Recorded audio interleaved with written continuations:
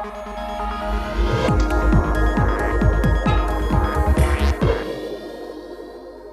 and welcome to the Young Turks Dream Decade. I'm Shireen Bhan. Over the next 30 minutes on Young Turks on the Road, we bring to you the hottest young entrepreneurial talent from across the country.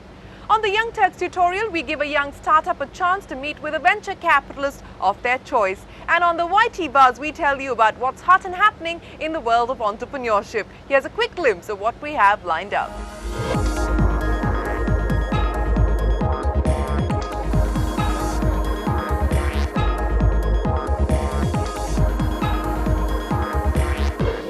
Our first guest today, Manas Fuloria, launched his software development company in 1996. Today, Nagarro has acquired a global footprint with offices in Europe, South America and the US. He currently has about 1,200 employees and has been rated by NASSCOM as one of the 5 emerging companies to watch out for in India. Saugat went on the road to find out more about Manas and Nagarro.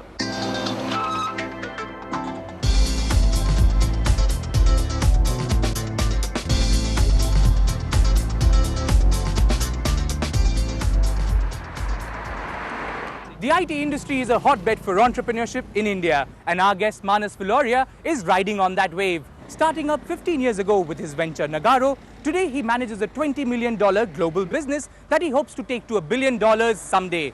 Here's how he hopes to get there.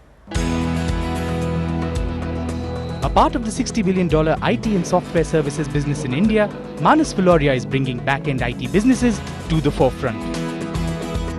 A master's from Stanford and a PhD in operation management and manufacturing from IT Delhi, Manas left a career in consulting to turn entrepreneur.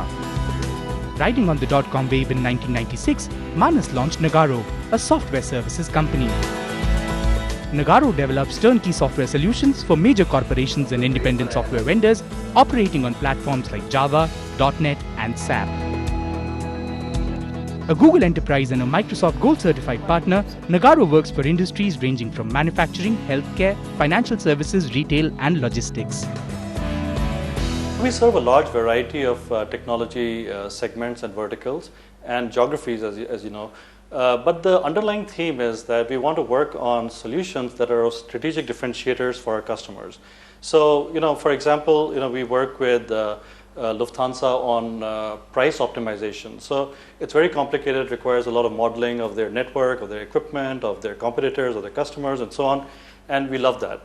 We work with GE Aviation, for example, on some sort of process control for composites manufacturing. Very complex again, and that's our sweet spot. Take me through how the business has spread globally in the last 15 years. What are the focus markets for Nagarro?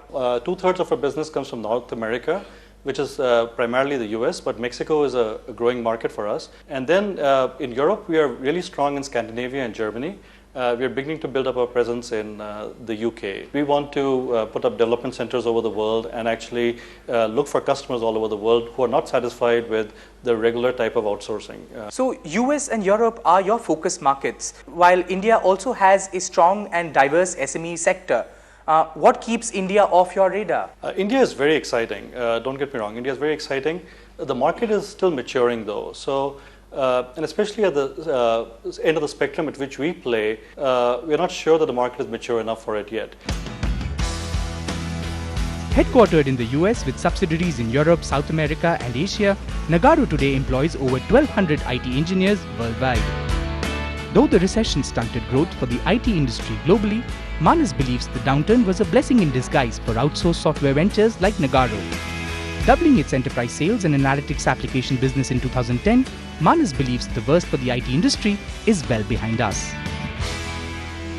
We had a rather flat 2009, but we have seen a lot of revenues pick up in 2010. In fact, we grew about 50%. We are very bullish about the market, and we are very bullish about the 2 or 3 year horizon. Okay, so what were the revenues that you were able to do last year? What are your targets for this year? So last year we ended up the year at about $22 million as a group, and this year our target's at $32 million, but we already have a run rate which is is inching 28 million. So we should be pretty close to achieving those targets for sure. The software services business in India is worth $60 billion, and of which 90% is exports, which you are a part of. Right. What is the potential of this industry in India? This industry continues to grow, and IT continues to become a larger part of our lives, not just in the developed countries, but also in the developing countries. But we need to move out of the low-cost game.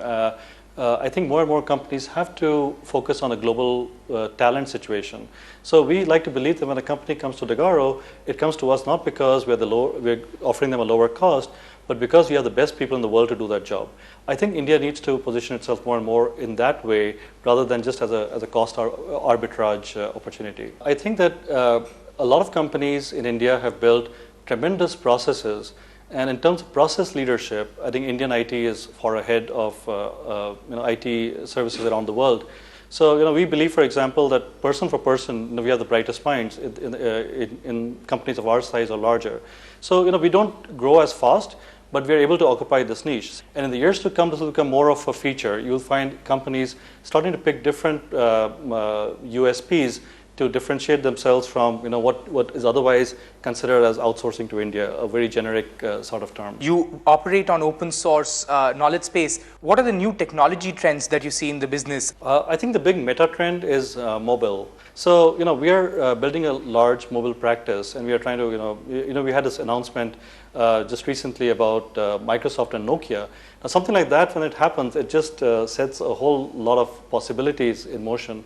So we are trying to stay ahead of that curve. We work with a lot of smaller ISVs, not for revenue so much, but to stay abreast of the latest and the greatest technologies.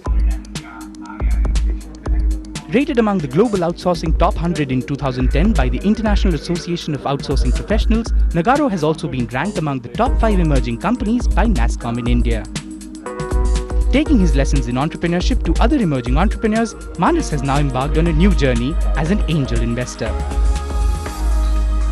You're also a VC. You have co-founded an angel venture capital fund.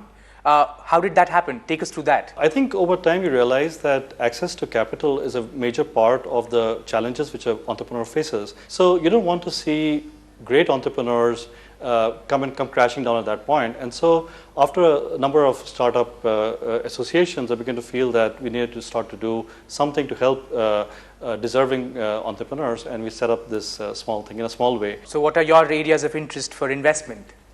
Well, it's not so much about a vertical in particular, but it's more about the people. You want entrepreneurs who are, they have the optimism, because you have to have mindless optimism to be an entrepreneur, but you also want people who are thinking about the ways in which they can fail, and then that's the ideal person to invest behind. Okay, I want to ask you this. You're an entrepreneur and you're also a VC. How are you able to juggle both the roles? Do they complement each other, or are they often in conflict? The real thing is that a fresh entrepreneur is not like a VC. He has boundless optimism.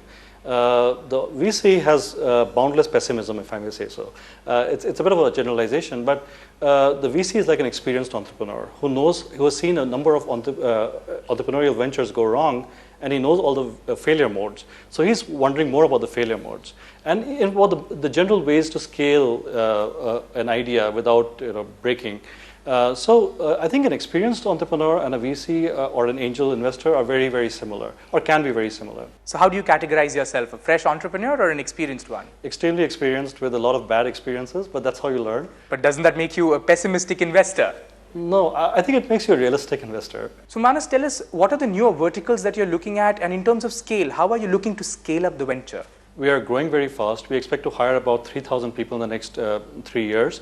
And we have taken about 5 acres of space in the Mahindra SEZ at Jaipur, and which can house up to 3,000 people. And we are beginning construction on that very, very soon. We want to be a billion-dollar company someday. And if you look at Infosys, when it was our age, 15 years ago, they were almost exactly the same size, exactly the same revenues.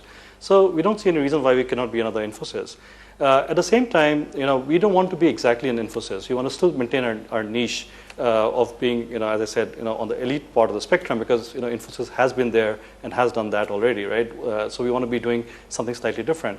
So we are essentially trying to grow the company while staying true to our guiding principles. Manas, we wish you the very best of luck in all your endeavors. Thank you for joining us on Young Turks. Thank you very much. It's been a pleasure. Manas here is wishing you the very best of luck. Time for a break, but when we return on the Young Turks tutorial, Deepak Punwani of Nuru Energy in a masterclass with Arun Dyers of Avishkar Capital.